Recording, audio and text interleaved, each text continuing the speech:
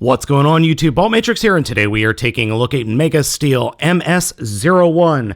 I picked this up off of a Chinese site for about 40 bucks. So let's go ahead and take a look. For those that don't know, MS-01 Granville is based off of the War Within Megatron series of Megatron. It's actually a pretty strikingly good-looking figure. I love the fact that they've also included the swirlies here on the chest.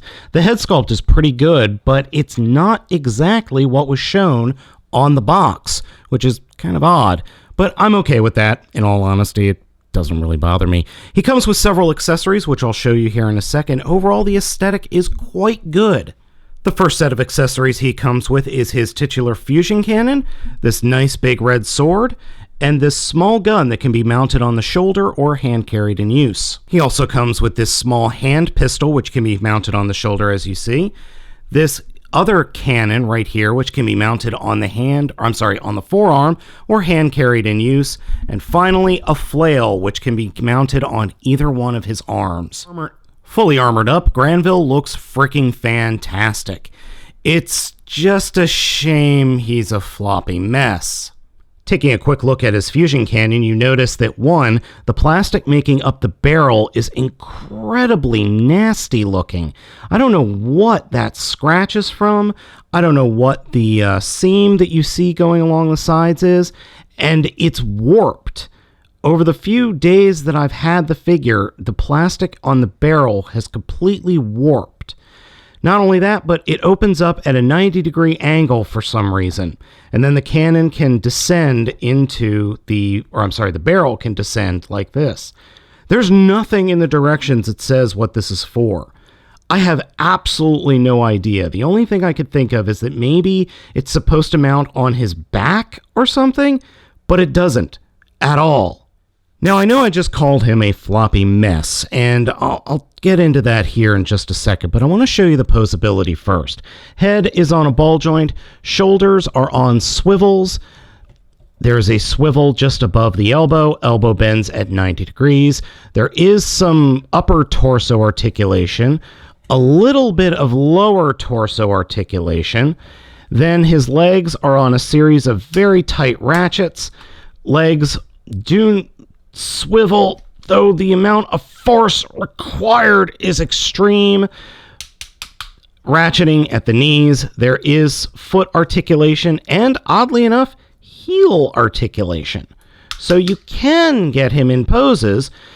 He just doesn't want to stay in most of them, and that partially has to do with the transformation, and it also partially has to do with the fact that the figure is assembled like crap. Maybe it's the fact that this figure is only $40 and he started off at like $150. I don't know. The backpack sections here that form the front treads are supposed to be glued into place. Yeah, that's not really how that is panning out. The one tread behind his right shoulder, as you saw, just falls out of place. The left shoulder is getting there. It's about to fall out of place. Also, I have had to go around on this figure and loosen up every single screw I could find that is connected to a joint. Because originally, I couldn't transform this thing. He would not transform because the joints were so tight, or I should say the screws were so tight, I couldn't actually move the figure. And then there are parts that are loose that make no sense.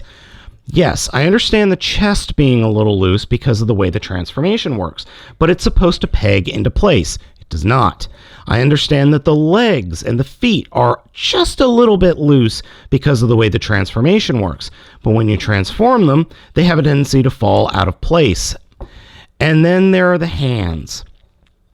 The hands, while they do open and close, which is fine, and they swivel, which is fine, they transform by opening this panel and folding the fists in. I did that once. I could not get the fists to transform back into robot mode. I actually had to completely disassemble the forearms in order to get the fists to be able to fold out. Even then, disassembling the forearms, they were stuck. So I had to open them up, shave the plastic down, and then put them back together, and then leave them loose. Otherwise, I wasn't able to transform him fully back into robot mode. So, yeah, I've had to do a lot of fixing on this figure. So, first off, his right ratchet hip completely fell apart out of the box.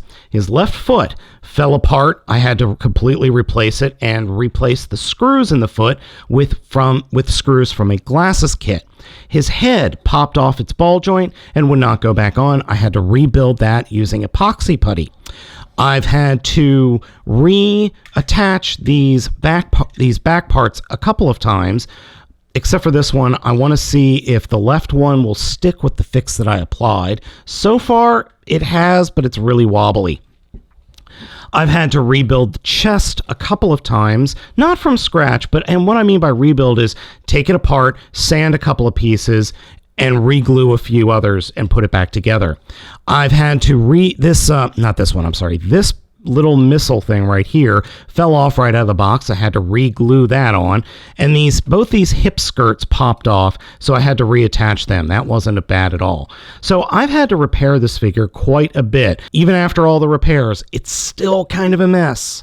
The figure does possess some very nice light piping, however. So let's go ahead and get into the transformation. The first thing we're going to do are the fists, and turn the fist so that the top of the fist is pointing up towards the top of the forearm, and then fold it up into place. Next, for the arms, straighten them out and turn them 180 degrees so this little peg is pointing out towards the outside of the robot mode, and fold that up and peg it into the shoulder piece. So do that over here and peg that into place. Then we could take the legs and sandwich them together, straighten them out, and then collapse them up into the body while taking the shins and folding them down. Now, for this, we might just want to do it individually.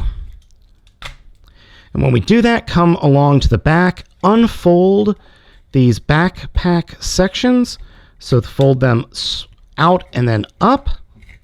And that will allow us to take his butt flap and fold that out away from the figure. And then once we've got the legs collapsed all the way, we can combine them, slide the heels up into place, and take the feet and fold them all the way down, or as far as they will go. Next up, we'll take the chest and slide it forward away from the figure as far as it'll go. Take the head and turn it 180 degrees so the back of the head is pointing towards the front of the chest. Fold the head down into the body like that. Then we'll take the entire torso section and fold it forward like that into the crotch. There's this little peg in the back of the head, fold it out, and then we can connect the fusion cannon down onto that peg, like so. Then take the arms and the shoulders and fold them forward over the head and peg them together at the fusion cannon. Next up, we will take that panel that I flipped out from his butt and fold that up between the treads. But before that, we could fold these little sections of the treads, or inside of the treads, out, and then fold the treads up, and the treads, that panel that we just unfolded has a little peg, and that will peg into these tiny little peg holes underneath the turret. So we'll go ahead and do that, and just be very careful, because this is where things have a tendency to break on you. And get that pegged into place. Next, we'll take the butt flap section and actually open it up, flip out this little panel, and then close the sides along the panel, pegging them in. And then this whole section will fold up, flip it back in, and fill in this space right here. Once that's done, we can then come down to the back treads and pull them out away from the body. And they do pull out away from the body, just not easily. And that's about as far as they go. So I'm not going to bother with the rest of them. Then come to the front treads and pull them down until they snap into place. Like that. I get what the team at Mega Steel was going for. I honestly do. And they gave it a good try. I just don't think this figure is very good. The alt mode isn't pleasant to look at. It's not fun to transform, and the robot mode is just a freaking mess. It's a good try, guys. It really is. But but you didn't nail it. You just didn't. As you see, you can pose the barrel so it's pointing up. There is posability in the turret. It does do just about a 360 degree without hitting anything. You do have to lift the barrel up in the back. You can take the gun here that was mounted on the forearm or hand carried and fold up the actual cannon and then peg it into place underneath the turret. That does fill up that section quite nicely. You can then post and peg in all the other accessories all over the guy. So we've got the two guns up top at the tank turret, and then we've got the flail on the back just sitting there, and then we've got the sword up front. Again, I see what Mega Steel is going for. I see what they're trying to do. They just swung and miss hard. I cannot recommend MS-01 at all to you guys. It's just not a good figure. If you see it for sale, just walk away, go buy something else. So gang, I hope you have enjoyed this video review. As always, I'm Baltmatrix, asking you to like, comment, and subscribe, and I will catch you next time.